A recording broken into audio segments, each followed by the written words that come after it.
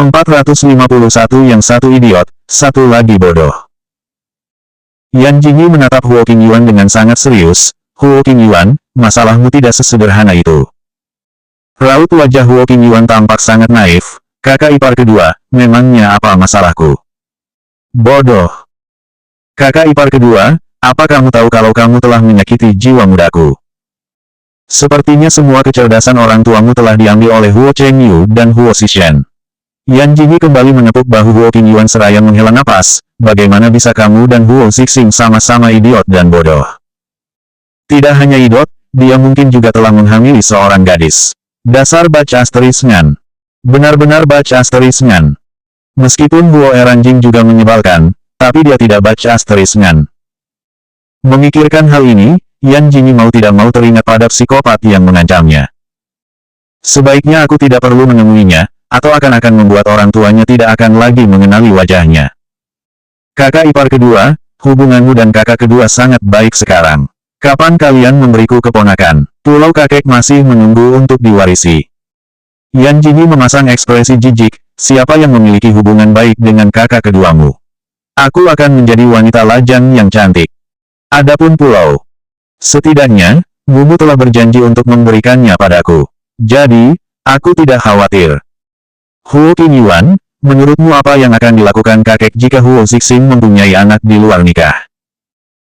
Huo Qingyuan sangat bersemangat begitu mendengarnya. Tentu saja hal pertama yang akan kakek lakukan adalah merebut kembali anak itu dan merawatnya, kemudian memukuli kakak ketiga habis-habisan. 10 nyawa kakak ketiga tidak akan pernah cukup untuk menebus kesalahannya karena telah membuat cucu keluarga Huo menderita. Apakah dia akan benar-benar membawa anak itu pergi? Tampaknya kekhawatiran sang benar. Meskipun Yan Jingyi mata duitan, tapi dia tidak akan pernah berbuat curang pada temannya. Mata Yan Jingyi berubah gelap, sepertinya Huo Zixing harus mempertanggungjawabkan ini semua. Yao Xin sudah mabuk berat, dia berjalan di jalan yang terang benderang. Dia tersandung hingga berpegangan pada pria di sampingnya. Pria itu memiliki perut yang besar. Dia memakai pakaian merek terkenal, menunjukkan bahwa dia juga orang kaya. Hei, Yao Xin, kamu benar-benar tidak bisa minum. Kamu sudah mabuk. Direktur Zhang, aku masih bisa minum. Ayo pergi ke rumahmu untuk minum. Di sisi lain, ada seorang pria yang lebih muda daripada Direktur Zhang, yang juga terlihat lebih tampan darinya. Pria itu menarik dasinya dan menepuk pantat Yao Xin, kamu sangat tidak sabaran, aku suka dengan artis muda sepertimu. Kamu pasti sangat bersemangat saat bermain. 10 meter dari mereka, ada seorang pria berbaju hitam tengah membawa kamera dengan lampu yang berkilat terus-menerus. Dia menerima telepon dari anonim yang mengatakan bahwa Yan Jingyi ada di dekat sini. Awalnya, dia hanya iseng. Tapi, tanpa diduga dia benar-benar melihatnya. Cek-cek, dia pendatang baru yang menciptakan citra dominan dan mandiri seperti wanita yang kuat. Aku tidak menyangka kalau dia ternyata sangat kotor. Ini adalah berita besar. Dia bahkan sudah membayangkan akan mendapatkan banyak uang dari foto yang diambil dan skandal tentang ini. Begitu Yan Jingyi bangun, dia dibombardir oleh panggilan telepon Tan Sangsang, Huo Qingyuan dan Huo Zixing. Kali ini Huo Zixing yang menelponnya, dia akhirnya menjawab dengan marah. Setelah mengikat rambutnya, Yan Jingyi berkata dengan marah, Huo Zixing, aku akan memberimu waktu 10 detik untuk menjelaskan, jika tidak, jangan sampai aku bertemu denganmu. Kakak ipar kedua berada dalam masalah besar. Foto-fotomu sedang mabuk di bar dan berselingkuh dengan beberapa bos besar tersebar di internet. Bear ngesek, aku tidur di rumah sepanjang malam. Kapan aku pergi ke bar dan mabuk? Siapa yang sudah cari mati menyebarkan rumor palsu ini? Suara Huo Zixing terdengar cemas, sungguh, jika kamu tidak percaya, buka saja Weibo dan lihat sendiri. Seluruh netizen mengecammu. Tes, hari ini para pemegang saham mendesakku untuk menyembunyikanmu sementara waktu. 452 diancam adikmu. Yan Jingyi menyipitkan mata, Huo Zixing, apa kamu mencoba menipu publik? Apa aku berani? Benar juga. Setelah menutup telepon, Yan Jingyi membuka akun Weibo-nya yang dianggurkan selama beberapa hari ini. Sejak dia mematikan pesan pribadi, dia tak bisa lagi melihat notifikasi 99+ yang membuat mata panas. Namun, beberapa orang yang memiliki hubungan baik dengannya di industri hiburan meninggalkan komentar untuknya. Orang paling tampan di alam semesta, lada kecil, aku percaya padamu. Orang yang ada di dalam foto itu pasti bukan dirimu. Lada kecilku adalah wanita yang paling polos. Bagaimana bisa dia melakukan ini? Bukankah Weibo membatasi pengguna untuk mengubah ide selama beberapa kali? Orang kedua yang meninggalkan pesan padanya adalah Qin Peipei. Tampaknya Qin Peipei menganggapnya sebagai mentor kehidupan sekarang. Qin Peipei, Kak Jin, aku percaya kamu bukan orang yang seperti itu. Kamu telah membantu perkembangan karirku dengan baik. Kak Jin, grup kami akan mengadakan konser di tahun baru ini. Aku telah menyiapkan 2 tiket untukmu dengan posisi yang sangat bagus. Yan Jingyi mengusap dagunya dengan satu tangan sambil berpikir, Qin Peipei jauh lebih manis daripada Huo Qingyuan. Orang ketiga yang meninggalkan pesan untuknya adalah Tao Wei. Tao Wei Fei, Jingyi, apa yang terjadi dengan pencarian panas? Apakah kamu diancam? Diancam adikmu itu. Yan Jingyi memutar bola matanya dan beralih melihat daftar pencarian panas. Namanya benar-benar berada di posisi pertama daftar pencarian panas yang diikuti dengan kata panas di belakangnya. Topik, Yan Jingyi mabuk bersama dengan beberapa orang di bar, langsung menarik perhatiannya. Bagian teratas pencarian panas adalah artikel yang ditulis oleh akun berita hiburan yang melampirkan beberapa foto wanita berbaju seksi yang dikelilingi beberapa pria. Cahaya yang redup membuat hanya profil wajah sampingnya yang dapat terlihat. Foto yang terakhir adalah foto artistik Yan Jingyi yang sangat mirip dengan foto sebelumnya. Bahkan, jika Yan Jingyi bukanlah orang yang terlibat di sini, dia mungkin benar-benar mengira itu adalah fotonya. Karena memang sangat mirip. Kolom komentar pun penuh dengan kecaman. Yan Jingyi benar-benar menyebalkan. Dia selalu muncul untuk membuat masalah selama 3 hari sekali. Bukti kali ini benar-benar memperlihatkan wajahnya. Mari kita lihat bagaimana penggemarnya akan membelanya. Apakah seorang aktris bermarga yang telah berlangganan layanan pencarian panas untuk tahun ini? Konyol sekali. Dia tidak hanya membintangi satu film, tapi juga mendompleng kaisar film Zhuang Heng untuk bisa menjadi populer. Dia benar-benar berpikir bahwa dirinya hebat. Nah, sekarang kasusnya sudah terpecahkan. Aku juga bertanya-tanya kenapa seorang pendatang baru seperti Yan Jingyi tiba-tiba menerima naskah yang bagus seperti Bandit Wanita. Ternyata dia menggunakan koneksinya untuk mendapatkan itu. Yan Jingyi sengaja memperbesar foto itu beberapa kali. Sebenarnya, jika diperhatikan lebih cermat lagi, itu tidak terlihat seperti dirinya. Hidungnya tidak mancung seperti dirinya, dan wajahnya terlihat lebih tembam daripada dia. Paparazi ini bahkan lebih menyebalkan daripada musuh bebuyutannya di desa Heiyun yang gendut, bertelinga lebar dan bergigi emas. Yan Jingyi mengepalkan tangannya, untung saja orang-orang ini hidup di era modern yang harmonis. Yao Xin baru saja menerima naskah baru, dan saat ini skandal Yan Jingyi sudah menyebar kemana-mana, sehingga suasana hatinya sangat baik sekarang. Yao Xin sedang duduk di ruangan wakil direktur dengan senyum lebar di wajahnya. Seperti yang sudah aku bilang, Yan Jingyi tidak akan pernah bisa mengalahkanku. Sekarang TG Entertainment punya Yao Xin, tidak akan ada lagi yang membutuhkannya. Manajer Yao Xin sedang memilihkan baju untuknya, untuk ia kenakan dalam acara peluncuran produk terbaru merek SY. Dia telah bersusah payah meminjam beberapa set gaun berkualitas tinggi dari SY. Coba lihat ini, SY berkembang sangat pesat sekarang. Konsep desainnya yang unik membuatnya populer di luar negeri. Jika kamu bisa menjadi juru bicara merek di musim berikutnya, maka kamu juga bisa mengembangkan popularitasmu di pasar internasional. Putih, kata Yao Xin tanpa berpikir panjang, aku adalah pendatang baru yang polos dan baik hati di industri hiburan ini, warna putih paling cocok untukku, bukan? Setelah itu, Yao Xin tersenyum pada sang manajer. 453 aku juga ingin memukulinya. Ya, senjata terbaik Yao Xin adalah kepribadian dan citranya. Tidak peduli apapun kesalahannya, semua orang akan memaafkannya karena minimnya pengalaman sosial yang ia miliki. Sekarang orang yang belak-belakan juga sangat populer di industri hiburan. Wakil Direktur, apakah Anda tahu bagaimana reaksi San Xiao terhadap berita Yan Jingyi? Memikirkan Huo Zixing, Yao Xin jadi tersipu malu. Dia percaya bahwa Huo San Xiao menjadi Casanova karena pria itu memang belum bertemu dengan orang yang benar-benar dicintainya. Sepertinya pria itu sangat menghormati kakak ipar keduanya, oleh karena itulah dia sangat peduli pada Yan Jingyi. Sekarang, Yan Jingyi nyaris diboikot, dan hanya Yao Xin lah yang tersisa. Dia pasti jauh lebih mirip dengan nyonya muda kedua. Sekarang ini, bukankah para pria lebih menyukai wanita yang lugu dan polos? Dia pasti sangat cocok dengan itu. Tiba-tiba, sosok bertubuh ramping berjalan melewati pintu. Yao Xin dengan cepat berdiri, Yan Jingyi, masih punya muka saja dia untuk datang ke perusahaan. Ayo, kita harus memberi selamat padanya lebih dulu. Wakil direktur dan sang manajer saling bertukar pandang dan merasa bahwa Yao Xin mulai lepas kendali. Yan Jingyi baru saja akan masuk ke lift yang membawanya menuju lantai atas saat Yao Xin berjalan menerobos orang-orang. Kak Jin, kenapa kamu datang ke perusahaan? Ada banyak reporter di luar, kamu tidak terluka, kan? Ucap Yao Xin sambil mengulas senyum palsu. Kenapa aku harus terluka? Tanya Yan Jingyi balik.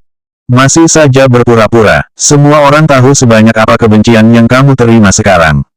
Yao Xin berpura-pura naif, tapi, Kak Jin sangat keren. Aku tidak menyangka jika kamu mengenal begitu banyak bos besar. Kudengar orang-orang yang minum denganmu semalam adalah senior eksekutif dari beberapa perusahaan. Bos besar apa? Masih saja berpura-pura. Yao Xin mencibir dalam hati, dia tidak percaya kalau Yan Jingyi masih belum tahu berita yang tersebar di internet. Kak Jin, setiap orang memiliki gaya hidup yang berbeda, dan kurasa kamu begitu luar biasa karena mengenal banyak senior eksekutif perusahaan. Netizen hanya iri karena mereka tidak bisa sepertimu. Mereka tidak memiliki kesempatan untuk mengenal begitu banyak orang, jadi mereka hanya bisa menghinamu saja. Yan Jingyi baru menyadari sesuatu, oh, jadi itu yang kamu maksud. Ia kemudian meletakkan satu tangan di dadanya seraya mengusap dagu dengan tangan yang lain. Dia menatap Yao Xin penuh penilaian, aku pikir orang yang ada di dalam foto itu adalah dirimu. Ada binar kepanikan yang terlihat jelas di bola mata Yao Xin. Dia menarik sudut bibirnya dan tersenyum canggung, bagaimana bisa? Aku bahkan belum pernah datang ke bar, bagaimana bisa orang yang ada di dalam foto itu adalah aku? Benar, Jingyi, aku tahu kalau kamu tidak suka pada Yao Xin karena dia memakai namamu, tetapi ini bukan salahnya, netizen sendiri yang menyebutnya seperti itu. Manajer Yao Xin membelanya, Jingyi, kami tahu kamu bergabung dengan perusahaan lebih awal daripada Yao Xin. Tetapi, Yao Xin kami memang gadis yang polos sejak dia masih kecil. Kamu tidak bisa menyalahkan Yao Xin atas masalah yang terjadi padamu, bukan? Kamu siapa? Yan Jingyi melakukan peregangan tubuh, apakah aku memintamu untuk menyela? Aku hanya suka menggertaknya dengan senioritas yang kumiliki. Tidak hanya menggertak, aku juga ingin memukulnya. Setelah itu, Yan Jingyi maju selangkah dan menamparkan Yao Xin tanpa peringatan apapun. Sebaiknya, bereskan kekacauan yang kamu buat sendiri. Jangan menungguku turun tangan, atau aku akan memberikanmu pelajaran yang tak pernah kamu bayangkan. Dengan itu, dia melenggang pergi tanpa menoleh ke belakang lagi. Yao Xin menutupi pipinya seraya menatap punggung Yan Jingyi. Begitu Yan Jingyi masuk lift, dia menghentakkan kakinya marah. Yan Jingyi, berani-beraninya si Jal Asteris ini menamparku. Kenapa kalian tidak membantuku sama sekali? Manajer dan wakil direktur tetap berdiri di posisi mereka. Mereka juga sama tercengangnya, dan mereka baru sadar saat ini. Sudah biasa bagi Yan Jingyi memukul orang. Terlebih lagi, setiap kali dia memukul orang, pasti ada alasan yang kuat kenapa dia bisa melakukan itu. 454 Selama aku memainkan simpati. Benarkah? Yao Xin tiba-tiba memikirkan sesuatu dan tersenyum licik. Kalau begitu, aku akan membuatnya jatuh terbalik di selokan hingga ia tak bisa bangun lagi. Setelah mengatakan itu, dia berbalik dan masuk ke dalam ruang tunggu dan memoles perona pipi pada pipinya hingga terlihat semakin merah. Ia kemudian mengangkat ponselnya untuk mengambil foto. Selama aku memainkan simpati orang dan menambahkan berita yang kemarin, aku yakin Yan Jingyi tidak akan mampu berbuat apa-apa. Kata Yao Xin seraya mengunggah foto-foto itu ke Weibo dengan penuh percaya diri. Setelah itu dia berdandan lagi dan menuju ruangan Huo Zixing. Huo Zixing sudah menunggu Yan Jingyi begitu lama. Namun, resepsionis justru bilang dia telah pergi. Pada awalnya, dia adalah orang yang berasteris mesek. Tujuannya memasukkan Yan Jingyi ke TG Entertainment dulu adalah untuk menggertak kakak ipar kedua yang tidak diterima oleh keluarga Huo itu. Namun sekarang, dia merasa telah melemparkan batu ke atas kakinya sendiri. Pencarian panas akan semakin memburuk dalam waktu 3 hari terakhir, dan dialah yang akan berperan sebagai manajer pribadi Yan Jingyi. Saat hendak pulang untuk mengadu pada Huo Zixing, dia melihat Yao Xin yang berjalan ke arahnya dengan senyuman lebar setelah dia membuka pintu ruangannya. Mata Yao Xin seketika berbinar saat melihat Huo Zixing. Dia berlari kecil dan membungkuk pada Huo Zixing. Lalu berkata dengan ekspresi polos, apakah Tuan Sanxiao akan keluar? Tuan Sanxiao, apakah variety show yang kurekam bersama Kak Jin masih bisa ditayangkan? Ini terutama karena Kak Jin mengatakan sesuatu yang sedikit tidak menyenangkan pada hari itu, dan aku khawatir hal itu akan berdampak lebih buruk untuknya setelah dirilis. Kenapa bisa buruk? Tanya Huo Zixing balik. Apa Huo Sanxiao masih belum tahu apa yang terjadi di internet? Namun, jika dipikir-pikir itu hal yang wajar. Huo Zixing memimpin TG Entertainment yang begitu besar, dan Yan Jingyi hanya memainkan peran kecil di sini. Yao Xin mengernyit samar, wajah kecilnya sengaja terlihat khawatir. Tuan Sanxiao, sebenarnya, aku tidak menyangka jika kehidupan pribadi Kak Jin dibesarkan-besarkan seperti ini. Yang penting dia adalah aktris yang baik, bukan? Apakah wanita ini pikir aku menganggap penting dirinya? Ekspresi Huo Zixing memang terlihat memperhatikannya, namun diam-diam dia berencana untuk mengeluarkan Yao Xin dari TG Entertainment. Beraninya dia menjebak kakak ipar kedua, apa dia sudah tidak ingin hidup? Tuan Sanxiao, pasti Anda masih belum tahu tentang pencarian panas yang menyebutkan Kak Jin pergi minum dengan beberapa eksekutif senior perusahaan. Kak Jin juga begitu. Bagaimanapun juga dia adalah publik figur. Kenapa dia tidak menyamar? Sekarang fotonya telah tersebar. Bukan hanya Kak Jin yang dikecam seluruh netizen, tetapi juga banyak artis TG juga yang terkena imbasnya. Benarkah? Huo Zixing pura-pura bingung. Yan Jingyi minum dengan beberapa senior eksekutif. Apa kamu yakin itu Yan Jingyi? Yao Xin mengangguk. Ya, fotonya sangat jelas. Itu benar-benar Kak Jin. Tuan Sanxiao, tolong jangan boikot Kak Jin. Sebenarnya, Kak Jin hanya ingin mendapatkan lebih banyak pendukung yang bagus dengan usahanya sendiri. Huo Zixing dengan tenang mengeluarkan ponselnya dan bertanya acuh, Yan Jingyi mabuk. Dari fotonya sih begitu. Melihat ekspresi Huo Zixing yang tidak terlalu bagus, Yao Xin yakin jika pria itu pasti akan memutuskan kontrak dengan Yan Jingyi. Hal yang paling tabu bagi artis wanita adalah terlibat skandal, apalagi skandal bersama banyak pria. Semua orang bisa membayangkan apa yang akan terjadi hanya dengan jari-jari kaki mereka. Saat ini, Yao Xin benar-benar lupa tokoh utama yang sebenarnya dalam insiden itu adalah dirinya sendiri. Seingatku Yan Jingyi sangat tahan minum. Ayo, beritahu aku siapa saja orang-orang itu. Yao Xin kemudian berkata tanpa ragu, Wakil Presidir Zhou dari Chengxin Entertainment, Direktur Lin dari perusahaan Tianhang, dan... Pada titik ini, Yao Xin tiba-tiba menyadari telah mengatakan hal yang salah. Hehehe, aku juga mendengarnya dari orang-orang. Sebenarnya, aku tidak tahu juga apa itu memang mereka atau tidak. Huo Zixing mengangguk, apa kamu benar-benar yakin itu Yan Jingyi? Orang ini terlihat tidak bisa minum banyak. Sementara adik perempuanku yang memiliki kemampuan minum lebih baik dari mereka saja tidak bisa membuat Yan Jingyi mabuk. 455 orang tua Jingyi sudah meninggal. Telapak tangan Yao Xin sudah berkeringat. Aku punya teman reporter yang kebetulan kenal dengan si informan. Dia menceritakan semuanya padaku. Tuan Sanxiao, aku harus memilih baju untuk acara peluncuran merek SY. Permisi. Bukankah SY adalah merek kakak ipar pertamaku? Benar, kepala desainer SY adalah kakak ipar pertama Sanxiao. Jadi, pantas saja orang yang bertanggung jawab dalam peluncuran produk mendorongku untuk menjadi juru bicara musim depan. Kurasa mereka tidak ingin aku mempermalukanmu. Jangan khawatir, aku pasti akan terpilih menjadi juru bicara. Huo Zixing menjawab dengan acuh tak acuh, pergilah. Bagaimanapun juga, juru bicaranya sudah ditentukan. Dan orang itu benar-benar tidak akan membuatku malu. Tuan Sanxiao, aku. Bukankah kamu akan memilih baju? Tanya Huo Zixing menyela ucapannya. Yao Xin tertegun sebelum berdehem canggung, ya, sampai jumpa Tuan Sanxiao. Tuan Sanxiao, aku harap kamu tidak marah pada Kak Jin. Ini juga tidak mudah bagi Kak Jin. Huo Zixing sudah tidak sabar lagi, akhirnya dia memutuskan untuk masuk kembali ke ruangannya. Yan Jingyi baru saja sampai di restoran tempat janjiannya dengan Tan Sangsang. Tan Sangsang sudah seperti seorang pencuri, begitu dia melihat Yan Jingyi, dia dengan cepat menariknya ke ruangan privat karena takut ketahuan. Sesaat setelah Yan Jingyi duduk, ia menerima telepon dari Huo Zixing. Dia mendongak dan tak bisa menahan diri untuk tidak melirik Tan Sangsang. Yan Jingyi kemudian menekan tombol pengeras suara. Dengan cepat, suara Huo Zixing pun terdengar dari ponselnya. Tan Sangsang yang sedang berbicara dengan Yan Jingyi langsung menutup mulut dengan raut wajah cemas.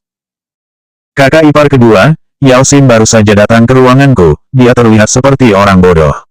Aku akan membantumu membalas dendam dengan mendepaknya sekarang, iya. Huo Zixing pasti baru saja minum, suaranya sangat keras. Jangan buru-buru, jangan pedulikan Yao Xin, aku akan melakukannya sendiri. Dia ingin menghancurkan reputasi Yao Xin di mata masyarakat seluruh negeri ini. Kenapa orang-orang ini tidak bisa belajar dari mereka yang telah lalu, dan masih saja bersikeras menyinggungku? Baiklah, tapi kamu harus menahan diri untuk sementara waktu ini. Hanya 2 hari, Yan Jingyi mengangkat kelopak matanya, Sangsang, tolong tuangkan aku secangkir teh. Aku ingin minum teh hijau. Huo Zixing dengan cepat menyela, kakak ipar kedua, apa kamu sedang bersama Nona Tan? Yan Jingyi mengangkat alisnya, kenapa, apa kamu keberatan? Aku sedang luang sekarang, apa kamu mau mengirimiku tempat kalian berada sekarang? Tan Sangsang yang terkejut pun dengan cepat melambaikan tangannya pada Yan Jingyi seraya mengedip-ngedipkan matanya. Yan Jingyi mengedipkan mata pada Tan Sangsang dan berkata, aku tutup. Setelah itu, dia dengan tegas menutup panggilan telepon tersebut. Huo Zixing menatap layar ponselnya dengan ekspresi kecewa. Tan Sangsang menghela napas lega saat melihat Yan Jingyi mematikan telepon. Yah, apakah Mumu benar-benar anak Huo Zixing? Yan Jingyi tak bisa menahan diri untuk bertanya. Tatapannya tampak berapi-api, membuat kulit kepala Tan Sangsang terasa tergelitik hingga dia tak kuasa untuk menggertakkan giginya. Ia merasa ragu untuk waktu yang lama sebelum mengangguk, jika tidak salah, seharusnya begitu. Lagi pula, aku masih belum berani mengatakan yang sebenarnya. Tan Sangsang merapikan bajunya dan segera mengalihkan topik pembicaraan, Jingyi, tahun baru akan segera tiba. Apa kamu ingin kembali ke kampung halaman untuk melihat-lihat? Kembali ke kampung halaman. Yan Jingyi mengerutkan kening, apa aku punya kampung halaman? Benar juga, orang tua Yan Jingyi sudah meninggal. Dan dia memiliki hubungan yang buruk dengan neneknya. Pikir Tan Sangsang. Ibuku bilang dia akan mengajak Mumu kembali ke kampung halaman untuk mengunjungi kerabatnya selama festival musim semi tahun ini. Kira-kira mereka akan kembali setelah tahun baru. Yan Jingyi mengangguk. Udara di pedesaan sangat bagus. Senang juga bisa kembali ke kampung halaman. Tapi, aku harus menghabiskan tahun baru bersama keluarga Huo. Sampai di sini, dia merasa agak sedih. Dulu, selama festival musim semi, semua anak buahnya akan menunjukkan bakat mereka. Meskipun mereka tidak tampan, tapi mereka menyenangkan. Selanjutnya bab 456 dia pasti sudah gila.